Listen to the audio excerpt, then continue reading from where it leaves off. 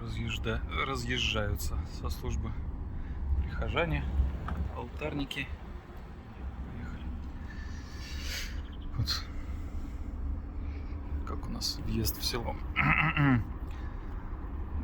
Сейчас дочка одного из наших алтарников, Андрея, рожает. Вот прямо сейчас. Поехали они срочно. Так что, если что, молитесь. Ольга. Пускай все будет хорошо. Все будет в порядке. Будем очень молиться, переживать и надеяться. Все, едем. Потому что я когда сижу, я слышу. Гудят, жужжат. Слушай, а много их там? Чего? Ну да. Ладно. Молиться пора. Так, где Марик? Это мы в Леонтьево. Ага. Ну вот они, вот дерево на перекрестке, вот где за храмом. Ну вот, сейчас. Вот этой прогалине видны мельтешат, вот они. Сейчас. Ну вот они прям аж ребит в этом самом камере. 9 час 50, у него на яблоне садились несколько раз. Ну, понятно. Ну, у меня дед пчеловодом был тоже. Мы в детстве. А он еще, он клубнику, грядки с клубникой высаживал между ульями. И мы пацанятами, когда лазили, клубники-то хочется. Ну да. И вот у нас целое приключение было. Ну, да, здорово, слушай. Прям. Вот паркетный, Паркетный пол будет. ну на вещь не хватит, но вот здесь вот подиум. Ну да. Ну, серьезно. Прям. И еще. Слава тебе, Христе, Боже, Боже наш, слава тебе. Слава Отцу и Сыну и Святому Духу, ныне присно и во веки веков. Аминь. Господи помилуй, Господи помилуй, Господи помилуй, и слави. То есть воскреси из мертвых Христос, истинный Бог наш, молитву чистую свою Матерь, всех святых своих помилуй, спасет нас от Бога человека. Аминь. Ну, такая молитва кратенькая. Ну, ладно, я знаю, что рано или поздно, если храм кто-то живет в этой части, придется сюда покупать комплектные такие храмовые книги, без которых свободно никуда не деться. А так, когда одна книга на несколько храмов, вот по-любому периодически забывают. Ее приходится памятно придать. Ну, хотя бы свечку сделать. Свечу можно поставить. Ну, тоже посвящать, тоже приятно. Но тут, когда закроете уже все окна, так что сквознячков не будет. Потому У нас что первая задача всего здесь, вот, чтобы тут был комфорт. Чтобы больше народа ходило, то что бабушки говорят, нам после каждой службы нам плохо, что мы начинаем заболевать. ну да. Ну, в общем, да. Стараюсь. Ну и здесь, я ехал сюда и думал, если их опять столько же соберется, то я буду, как так-то. Разъехались, но Ну да. приедут. Ну ладно. Нет, Раз на раз. обычно первая служба, всегда много людей. Вторая уже поменьше должна быть. А тут вторая служба тоже нормально народу. А сейчас уже более-менее вы приходите в норму. Нашлись люди, которые нашли себе оправдание, приболевшие нашлись. Нормально, все, значит. То я приехал, святая неделя. Нет, все нормально, все. Можно есть с чем работать. Вот. Ладно. Евангелие. Первую половину первой главы мы прочитали в прошлый раз. Вот сегодня от Авраама до Давида 14 рабов. От Давида до переселения Вавилонского 14 рабов. И от переселения Вавилонского до Христа 14 рабов. Зачем это вообще? Кому это надо? Есть такая штука в гемматрии. И где-то даже и в нашей культуре, в нашем языке похоже это было. Если кто обращал внимание, кому-то попадалось церковно-славянский язык. Может, по школе еще помните. Там цифры писались буквами алфавита. И, конечно же, никто не убегал от такого искушения, чтобы цифрой написать слово. А можно наоборот любое слово превратить в цифру. Потому что А это 1, В это 2, Г это 3, Д это 4, Е это 5. Ну и далее там самые разные суммы, самые разные числа. И 14 в еврейском языке тоже самое было, только свой алфавит на своей. В латинском, помните, латинские буквы, латинские цифры, что это? Это тоже можно написать слово, используя латинский язык. В греческом языке тоже самое было. Ну и, пожалуйста, 14, само слово Давид, там, ДВД, не было согласных, только, наоборот, не было гласных, только согласные. Там ДВД, в сумме она была 14, я уже не помню, какие там что. Ну и 14, потом еще 14, потом еще 14. Давид, Давид, Давид. А при Давиде был расцвет израильского царства, и его сын Соломон тоже. Это такая высшая точка, ну как, жизни Божьего народа. И это эталон до сих пор для евреев, это такой эталон. Помните число 666? Ну, такое, оно в нашей культуре оно не принято. А для евреев в те времена, когда царствовал Давид и Соломон, все окружающие царства платили дань евреям в числе 666 талантов. То есть для них это вот циферка такая, она была, ну просто, поскорее бы вернуться в те времена, когда все остальные будут нам платить 666. Вот. Доллар, если знаете, по ширине 66,6 мм. Это тоже отголосочек. Это не потому, что они сатанисты, а потому, что они хотят вернуться в тот период. Для них это память о временах того благоденствия, когда они все платили 666. Вот. А уже в христианской культуре книга Откровения, да, число зверя, там, кто знающий да сочтет. И там слово Нерон, писалось это чуть позже. Нерон был такой один из императоров, крайне негативная личность. Он даже чуть-чуть больше, 32 года его убили. Просто не выдержали его правления. Вот. Нерон подпадал под это. Вот антихрист. Потом еще какие-то, там в разных языках разные там, числа они попадали. 666.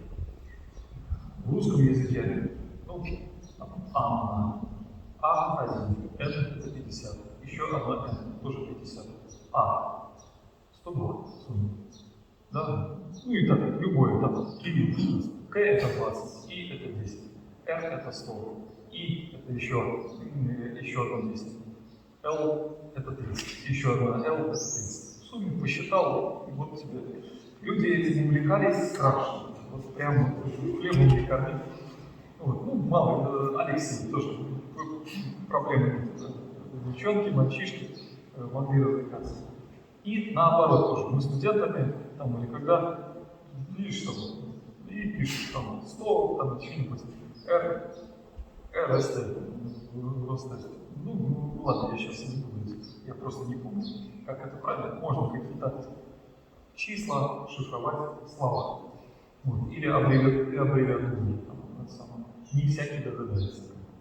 Тем более, если брать слова алфавит другого языка, шифровать это такое. Не всякий, не сразу. Даже надо еще умудриться скрыть. Для детишек особенно тайный язык, между собой можно общаться. Мы пацанята тоже этим увлекались. 14 год. То есть 3 раза повторено слово Давид, Давид, Давид. А мы, когда читали в прошлый раз, родословие Иисуса Христа, сына Давида, сына Авраама. Хотя по факту наоборот. Давид потомок Авраама, а здесь он на первом месте стоит. Ну ладно, это свое, много не буду мучить вас заморочками. Но это интересно, на самом деле. Иосиф, муж Марии, которому она была обручена, увидел, что она имеет дочерей, что она беременна. И, будучи праведником, он решил ее отпустить. В чем проблема? А в том, что если выяснялось, что девушка до замужества она беременела от кого-то, ее просто убивают, казнят. Это, такова была культура.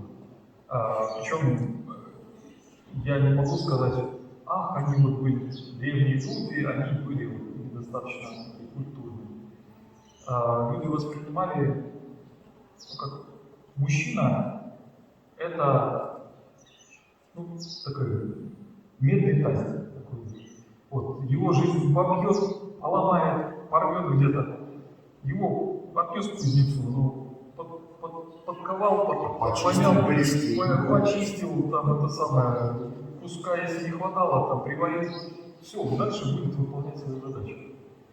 А женщина — это хрупкий сосуд фарфоровый, который или хрусталь, или еще какой-нибудь. Если ты ее испортил как-то, то дальше все, она уже ее не встретишь. А попытаешься встретить, она уже не будет такой, как раньше. И люди своих жен берегли, своих девочек, дочерей берегли, чтобы никакая сволочь не смогла прикоснуться до свадьбы, потому что она уже не сможет нормально жить в семье, она уже не сможет родить нормальных детей. Так понимали люди. Да, не получится, не будет нормальной семьи. Да, если что, присаживайтесь. И Мария, Богородица, что с ней должно было произойти? Если по закону, если по-хорошему. Ее должны были казнить. А Иосиф был праведником. И вот здесь такой конфликт. Праведность Иосифа заставила его нарушить еврейский закон, который им был дан от Бога. Парадокс. Один из парадоксов Нового Завета. Если бы он был праведником,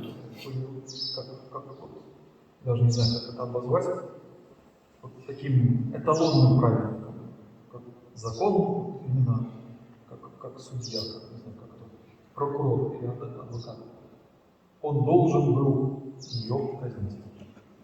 То есть это отправить ее на судилище, и там она бы умерла.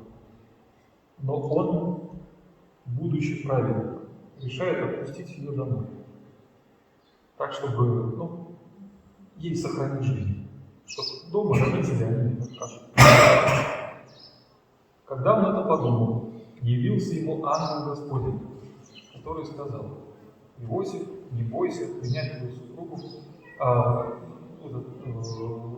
жену твою Марию, потому что рождаемое от нее свято Богу. Оно от Духа Святого. И когда он родится, наречешь имя ему Иисус.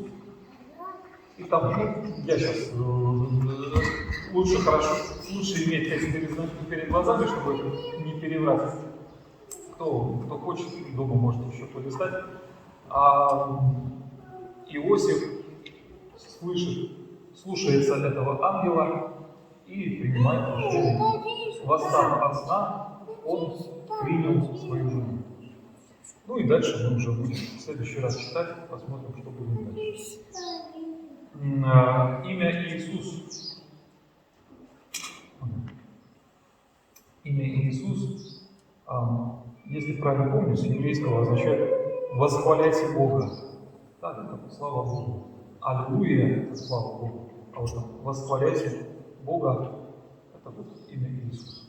Эммануил тоже звучит оно здесь. Это в Ветхом Завете есть книга пророка Исаии. Это самое, в этой книге есть такое пророчество. «Сидела в очмеле перед ним, и родит сына, и нарекут имя ему Эммануил», что значит «с нами Бог». И Христос, по факту, он свою жизнь и показал, что, по факту, Бог стал человеком. С нами Бог. Человек Иисус Христос, Бог, который ходил между людьми. Ну ладно. В следующий раз разлог почитаем. Почитаем еще дальше. Ну что ж, третий раз я сюда уже приезжаю с молитвой. Каждое воскресенье после литургии в Шуйском служу здесь коротенькую такую молитву о здравии. Хорошо. Довольно здорово. Сегодня не взял с собой книгу, поэтому молитва была короткой. Хорошо, когда в каждом храме есть свой какой-то набор богослужебный. Ну, ладно, чего нет пока, того нет. Ну и внутри храма тоже, если храм разваливается, тоже достаточно так. Много вопросов, много сложностей. Дрозд бегает. Прыгает впереди трясогузка и дрозд. Пичуги. Все. Почти все. Ночью был дождь, причем такой достаточно ощутимый. Поэтому все в грязи. Ну, нормально, в принципе, машина проезжает. Ладно, все, у меня на сегодня мои богослужения завершены. Живем. Вот на этом переезде. В пятницу человек хотел приехать на службу из Мещерского. А там поезд стоял 7 часов. Никто никуда не успел. Вот здесь иногда поезда останавливаются прямо на переезде. И не уехать, не приехать ни скорая, ни пожарная, никто здесь не может остановиться. Никто не может проехать. И все. Хоть ты тресни иногда. Сам тоже пару раз попадал вот здесь, на этом переезде. Ой, что-то я поспешил. Еще не все. Еще нельзя отъехать. О, все. И такие вот дела. Такой переезд достаточно опасный. Не с той точки зрения, что он там поезд может сбить. А просто если надо куда-то добраться или вернуться, то есть немалый шанс, что ты будешь ждать довольно долго. И в прошлое воскресенье я тоже ехал на службу сюда. Пришлось звонить, предупреждать, что переезд закрыт. Стоит поезд прямо на пути. Не уехать. Пройти еще можно там между вагонами. Хотя тоже это такое не самая лучшая идея, потому что если поезд тронется, то тут или быстренько юркнуть, куда-то уехать, убежать, или нужно как-то вот лечь на рельсы, чтобы поезд над тобой проехал, встать и убежать. Тоже такое на любителя. Не самая лучшая идея. Ну ладно, все, еду домой. У меня на сегодня все.